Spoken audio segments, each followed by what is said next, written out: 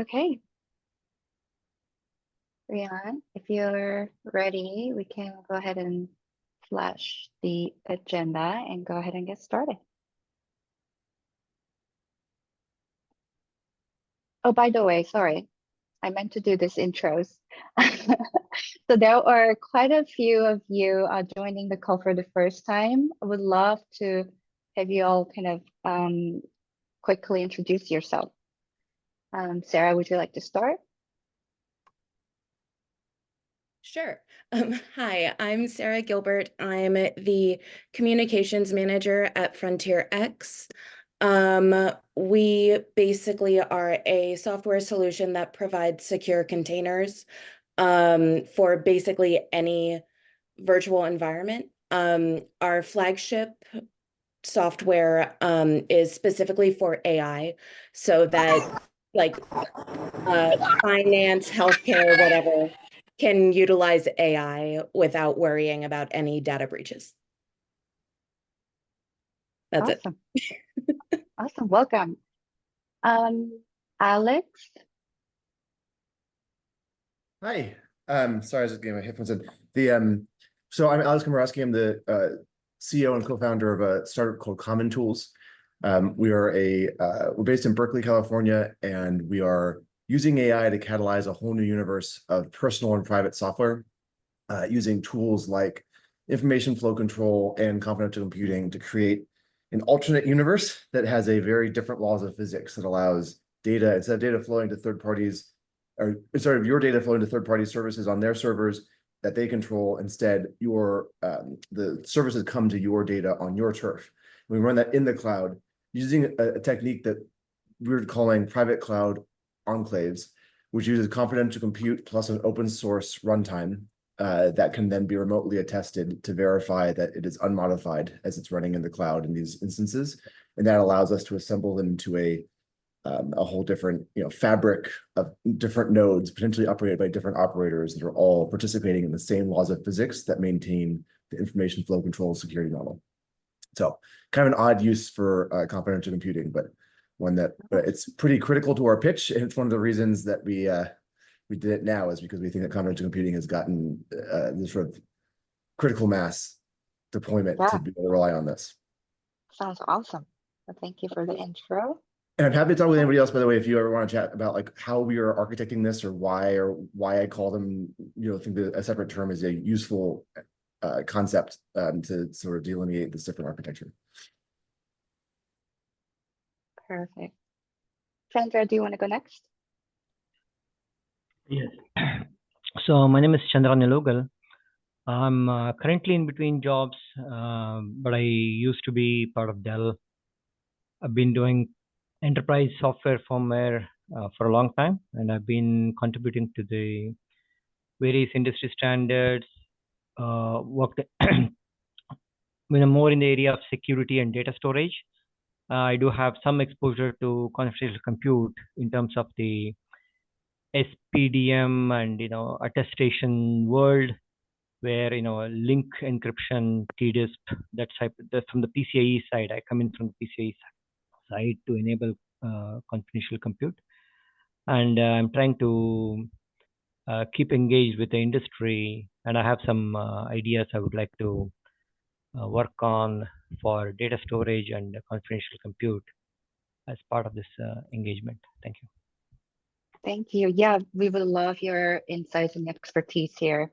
And contribution to blog is always welcome. So thank you for bringing that up. And David is from Intel. I haven't met you actually. Hello there. I work in the data center GPU areas on confidential compute. So a lot of different things from Linux kernel to attestation to hardware and everything like that. Awesome. Thanks for joining. I think that's everybody that joined new. Hey, Moran. Hello, good morning. Good morning. Okay, yeah, we can go ahead and start. Thank you everyone for joining for the Outreach Committee meeting on August 21st. So Confidential Computing Consortium is a community focused on open source licensed projects, securing data in use and accelerating the adoption of confidential computing through open collaboration. Here, every member and everyone in the confidential computing community is welcome, and every project meeting our criteria is welcome. And we are a transparent and collaborative community, and we welcome all the members' contributions and leadership and expertise, and very, very appreciated here.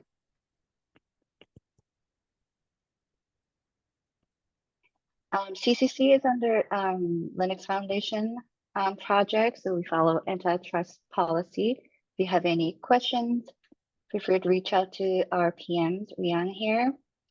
Otherwise, there is a verbiage to reference. Okay, today we have several topics to go through. There are some regular topics that we will be covering, and a few other discussion that was brought up on Slack that we want to cover.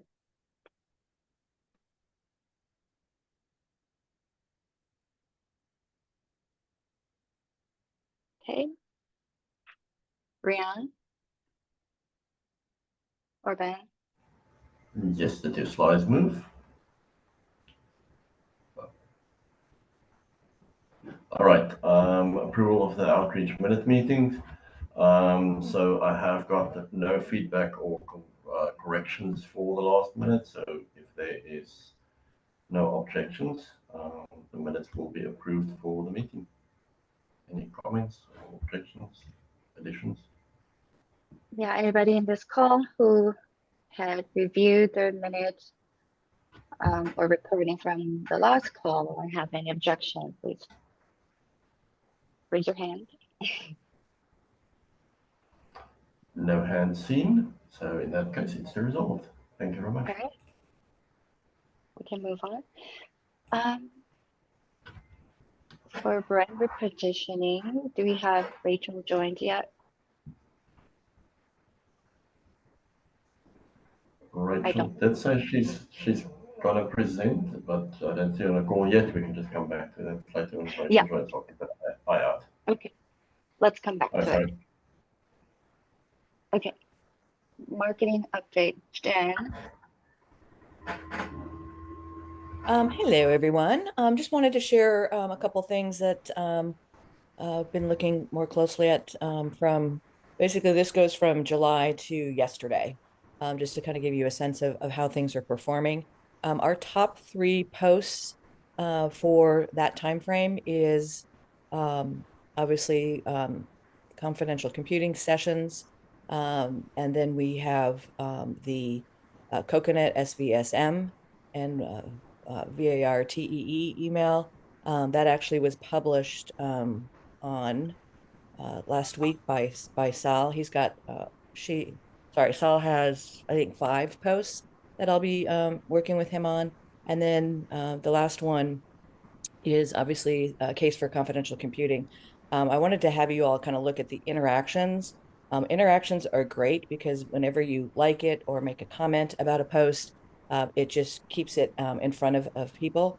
So when we do these posts, I try to put it on all the Slack channels so that you all can either amplify it or go like it or smiley face or whatever. So the more love you can give our posts, the better. So these are our top 3 for most interactions. And then on the next slide, I wanted to just show you all how things are performing in terms of impressions. So it's very interesting. The Anjuna security announcement is really our top performer these last 6 weeks based on impressions. So people were very interested to see that information. I also will share with you that the Anjuna team did a great job of reposting. So again, that's probably a big reason why that's performing so well. The case for confidential computing, I'm trying to post 2 days a week on the actual case studies with our infographics. That being said, this is pinned to the top of the page, and we are continuing to get very good impressions for the case for confidential computing. And then the last one is the post that we did with Saul last week. So that post is performing very, very well. I think the content Saul's developing is very attractive to this audience. So we'll see how the rest of them do. But so far that series Saul is doing is great. So That's great. The Anjuna case is very a good example of when we cross promote, we get much better engagement with that audience. So, and just FYI for those of you who are new, so Jen is our marketing PM who leads our marketing effort. Anything that goes into our web, social, and things like that. She manages everything, blog posts, publishing and announcement, member announcement. You probably have been contacted by Jen for that. So for any type of confidential computing news, any updates, or even you want to write a blog on behalf of CCC, you're welcome to do so. Please feel free to reach out and make something happen. And for the marketing for the next few weeks, so I'll go over the mini summit. So we now need to promote quite heavily for the promoting mini summit to boost some registration to our mini summit. So I wanted to give you a heads up, Jen. perfect. MFJ. All right, trying to make sure. Okay, yes, mute button is off. Hey, so I was thinking as we were going through the list, anything that lowers the bar, the effort bar, to participate on social, I think is good. Blogs, especially a long technical blog. Of course, somebody's gonna have to budget hours of time, unless it's completely AI generated, for these kind of things. And I'm wondering if maybe we would want to set up a social program of just fun facts, nuggets of insight, just like three-line insight, something like that might be a program that would be a lighter touch for everyone, but would maybe drive more regular and frequent posting and keep our social feeds more lit up. I love So, that. Mike, are you thinking like a calendar of activities, kind of like Mike does a post on this day, Laura does a post on this day, Kate does a post on this day? Yeah, it would be great if we were that disciplined. I don't know if we are, but we can be though. But I'm just thinking more like, hey, I came across this interesting thing, or I had an interesting idea, and let me summarize it in 3 sentences.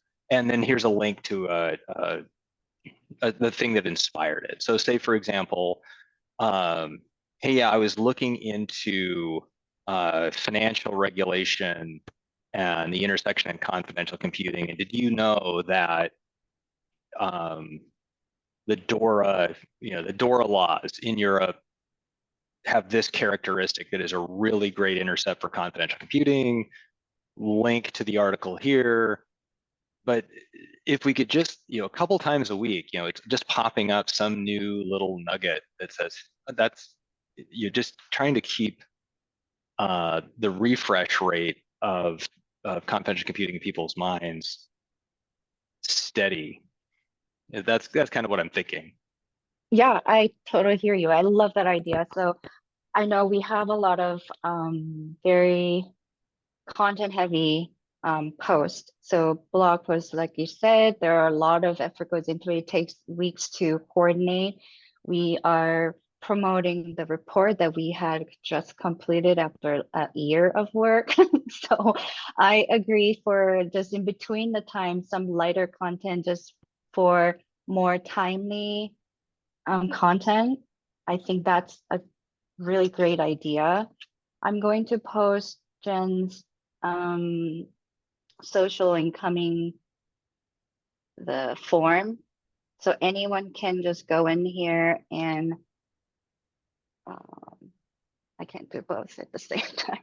Anyone can go in here and then submit any type of content request, social post request, cross promote requests and things like that. So this would be very helpful. And then Jen can place those into content calendar that she manages for for our content.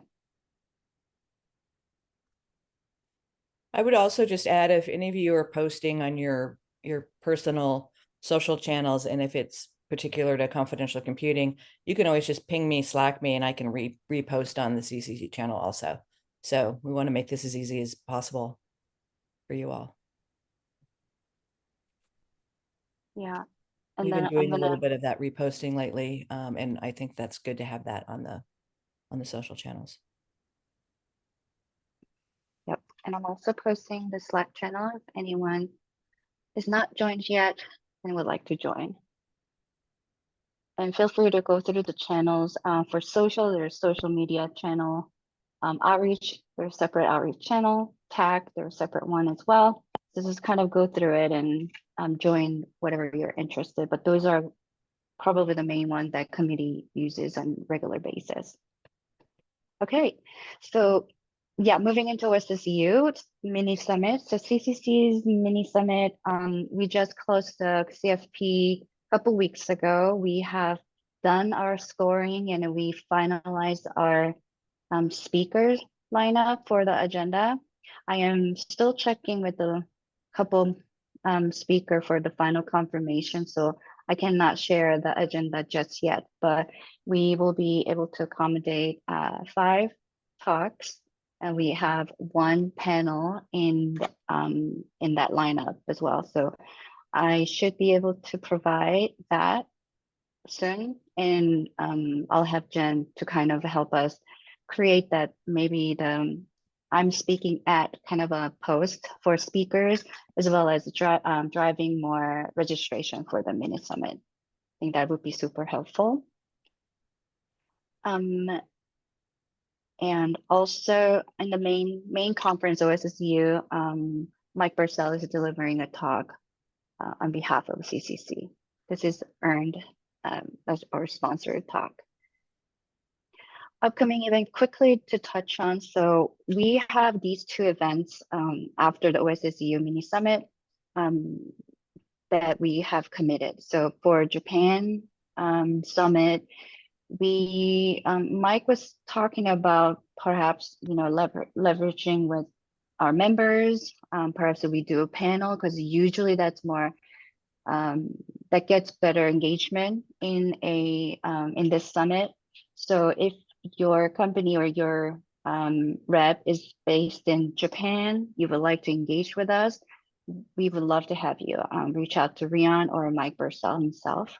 We would love to coordinate a panel. We have also obtained a speaking slot at the Japan summit, so we would love to use this time for coordinating the panel. For QCon North America, so we will have a booth there, and it will have a member engagement.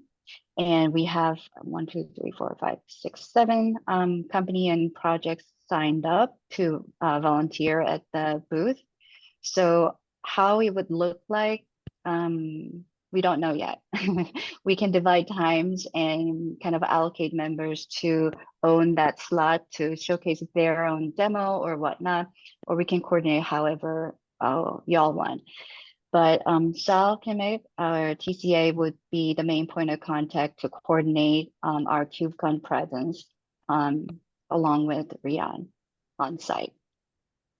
Yeah, one quick note on that for KubeCon. I know a lot of you have been there. If you haven't, it's one of the bigger events. So we really like to make sure that we get people to your booths and talking to you about CC specifically. So if you're going to have a presence there, whether or not you have a booth, if you've got talks there, what we're trying to do is capture all of that and print it out in what we call the KubeCon CCC passport. It tells them exactly where to go and when if they want to get coverage of everything that is confidential computing. So if you have anything going on in or around KubeCon that we can add to that, definitely let us know and we will get people to your booth. Yeah, we did that at RSA and it was very well received. So we would definitely do that again. Joseph. Okay, you mentioned the acceptances or the confirmations going out for CC Summit pretty soon. Do you have a date on that that I can inform the team? Oh, I have already informed the confirmed speakers. what we are doing is getting, or I sent out the acceptance, getting the confirmation that they are indeed accepting this talk and will be presenting in person. So I need to get the confirmation from everybody before I send the regret letter to the others. Does it make sense? Okay, so you're waiting to see whether there's any issues with those you already confirmed, and then if there aren't, then you will send the rejection letters to the rest of them. Okay. Do you have a timeline for any of those at all? I'm hoping to close early next week because there is a speaker that cannot confirm until early next week. So that's the last one that I'm waiting on. Okay, But thank you very much. Yeah, no problem. And also the mini summit, we are going to record those sessions as well to allow for longer digital live and for our marketing assets as well. So we will be recording those talks at the mini summit. So super excited. And we have the 20% discount code for the OSS EU main conference. So if you or your team is planning on attending and need this code, you probably could find it somewhere in our social post or newsletter, but feel free to reach out if you need the code. Okay, I think Rachel joined. We can move back up to the brand repositioning slide and kind of go over that now. Yeah, thanks, Kate, and happy to provide updates for brand repositioning working group. So since last time we met and the working group had made significant progress, we reviewed and provided feedback for the use cases led by Julian to be included in the message guide / brand positioning document. We were also able to find previous work that was done around brand positioning, and thanks to Laura and Dave. And we will leverage that as part of the CC brand repositioning efforts. Another key update is that we also developed a strategy and started actions to engage with industry analysts for confidential computing market reports.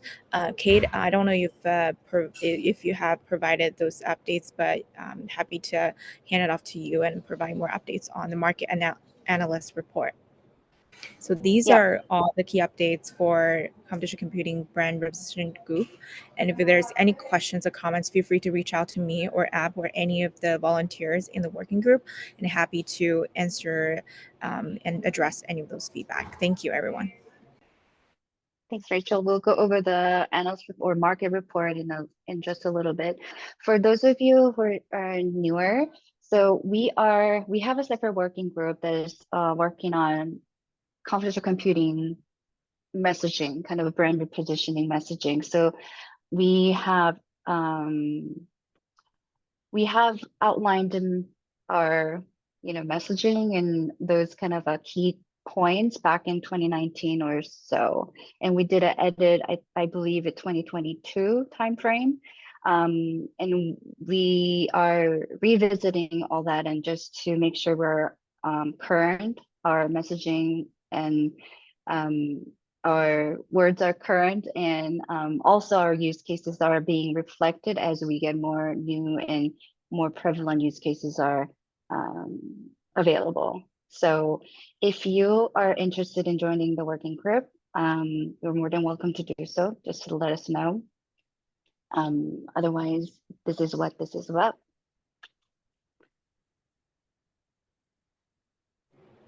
Thanks, Kate. Okay, I kind of went back and forth. So speaking of events, so we're looking at our budget for next year. So Leo and I are going to be working to draft a initial budget proposal for 2025. And as you know, a lot of our budget goes to event spending. And this year we had a lot of event engagement. We spent almost a double than last year. And so what I would want to ask is that I would love someone or one or two from the member company who is familiar with events to look at our event engagement with me throughout all 2024 events so far. I mean, I know it's only August, but all the events that we have been engaged so far, and also to determine the prioritized events and more of a prioritized areas for next year, because that'll determine where we would focus our energy and budget towards for next year.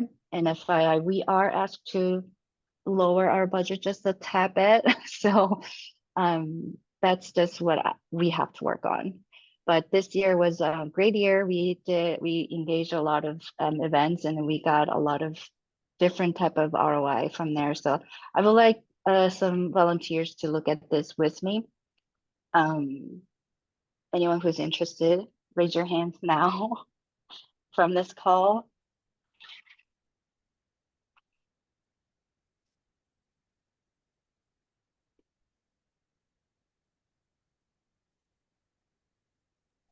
I'm happy to help, Kate. I Thank love you. events. Yes. Okay, Joseph, thank you. Yeah. Yeah, Kate, I can help too. This is Rachel. Okay, great. Take notes on the names, and I'll just set up a real quick call so we can just go through one by one together. I just needed the working session. I've been putting it off because I haven't asked anybody, and I was trying to do it by myself, and I just couldn't make the time. So thank you, and I'll connect with you separately. Okay, last but not least, so there was someone brought up, oh, Vio, you're here. You can cover this, at least for the intro, how this came about. Well, yeah, I mean, this was a suggestion from Drasko in the Slack channel. So, he just mentioned that there was a market analysis report from some other company. I don't recall from the top of my head.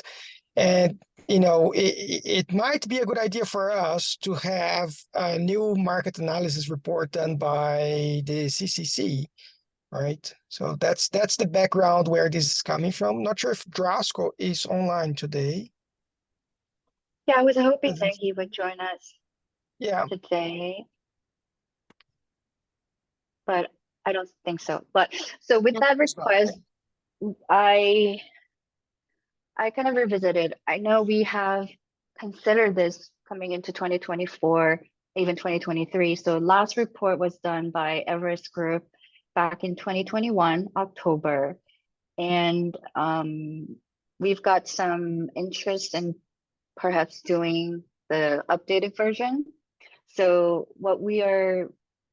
this year we actually decided to publish the use case report to cover more practical side. And this has been published, the case for computational computing. But there is also another comment that brought up, so why don't we revisit this market analysis report now? So if we were to publish something through a third-party research firm, there's two things. The first topic for discussion is what would be the primary goal and outcome that we want from this report if we were to publish it again, 2024 or 2025? I mean, that's a great question, which is what problem are we trying to solve with an analyst report?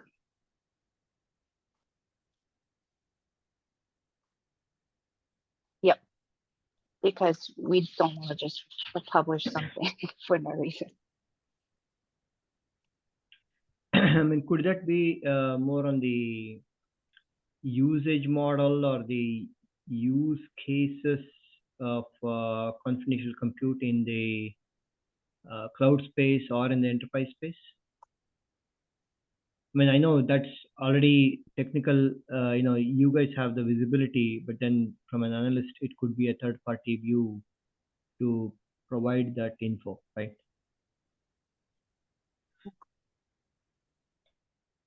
Okay. Rachel?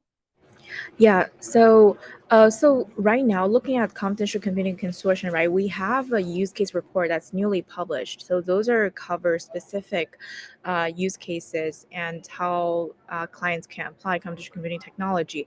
And there's a gap in terms of like how, the revenue projection, ROI, return on investment, if any client's company want to invest their dollars in computational computing. And so that question left unaddressed.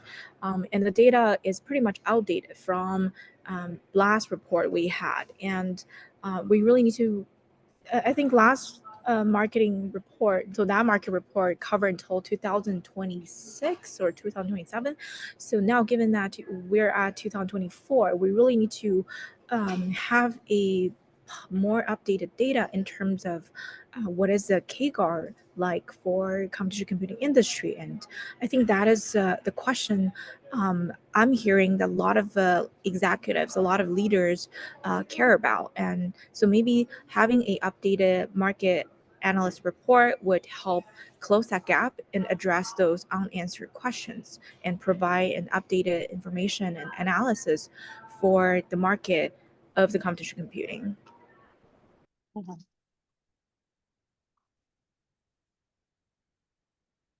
Okay. One idea that I'm thinking about is, if you draw a three-way Venn diagram of confidential computing, regulatory compliance, and some of the use cases from the use case report,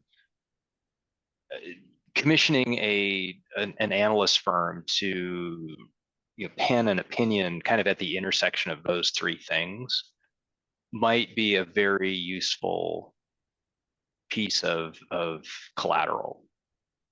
So you can imagine talking about financial services analytics under either regulations of the US, regulations of the EU, overlaid with how could confidential computing be an accelerator or a problem solver in those conditions, and having a fairly name brand analyst firm write about that would be, I think, an interesting piece to have. I do think everybody loves Gartner because everybody likes to put them first on their list. They're really hard to get to do. It's not hard to get them to do things. It's just that it's really expensive to get them to do things, and there's a lot of things that they will not do. They won't. They're quick to tell you our opinion is not for sale, and so they've like, if we have written stuff or we already hold these opinions and you want us to repackage them in a certain way, we can do that, but it takes a lot of money to do that. Yeah. Gartner, the more I learn about it and their pricing model and the way they do things might not be something that we can do the way that we wanted to publish this report for, but we're still exploring. Laura and Rachel and I are going to meet with someone from Gartner this Thursday to discuss what are some of the ways. So also recommended perhaps we could ask if they're interested in publishing a white paper or any type of content that can cover some of these topics from Gartner would be very beneficial for the community. So we'll explore. So.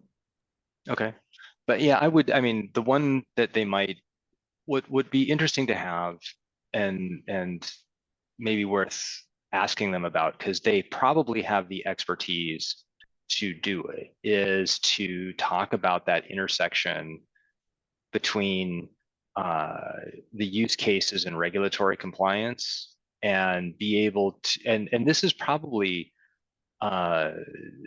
not a technology heavy, I'm thinking this is not a technology heavy piece. This is more of a an analysis of sectoral needs and applicable regulation. And the net conclusion is, confidential computing is a relief valve to the regulatory burden that you have to comply with. It is a place where you can go to your regulator and show all the care that you are taking with the data. Good point. Sal, you had something. Yeah, sorry, I'm just like writing down some quotes from that. I really liked that regulatory valve expression. The one note that I did want to say, and then we can continue the discussion, is I think with these, I want us to be careful in our discussion and again, what we want to get out of it, only because this is a emerging technology. And I know for a fact that Gartner reports are very good at handling analysis of very well established markets. I do want us to be careful in the way that we discuss and communicate with any of these entities, that we understand our market position and exactly why we need this sort of contextual explanation. But that's all I got to say, because it sounds like this conversation is going well around this. Okay, awesome. Thank you. Yeah, and especially with Gartner, that if they've judged you to be an immature technology, don't expect them to change that view in their analysis. If you commission a paper from them, they might come in and they'll say, yeah, it has the potential to do amazing things, or maybe in a few years it'll be able to do these things. They do tend to really stick by their guns and don't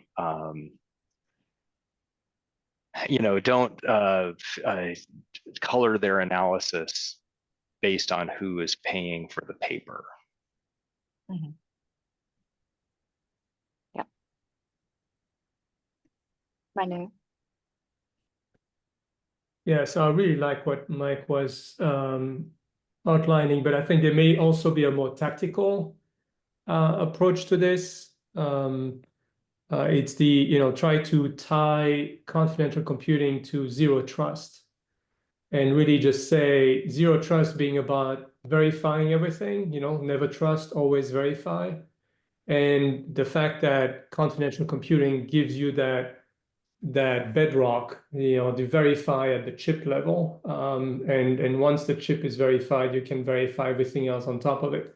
So it's almost like, the continuation, all these firms have pushed zero trust as, it's the momentum right now, everything should be zero trust, that the journey should actually start at the chip level, at the infrastructure level. Verify your chip, verify the software that runs on it, and that gives you verification, from the a cryptographic bedrock. So I think that may be a tactical way of getting them to embrace confidential computing in its current state, the attestation services and the zero trust, the very, very strong zero trust posture that you get by embracing confidential computing today, and then learning from it, and then building these other use cases and more visionary capabilities as the technology matures. If you're looking for other analyst firms, have you thought of 451? No. So the next one was that because we just know Gartner and IDC, we are going to engage both of them and wanted to open up for any other suggestion for us to explore.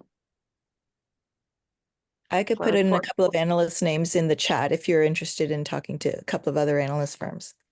Oh yeah, definitely. Okay. And or those firms, you guys worked with them before? I've talked to them and I thought they were pretty clued into the market. So I've not worked with them, but I've spoken with them. They seem pretty savvy. Okay, great.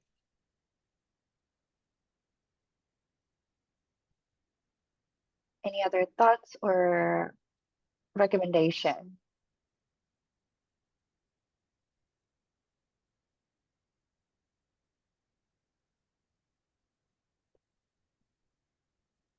This is great. I took down all the notes, and this is very, very, very helpful. And then I'll look for those other analyst recommendation from Moran on the chat. But our last piece, I think it's Ben.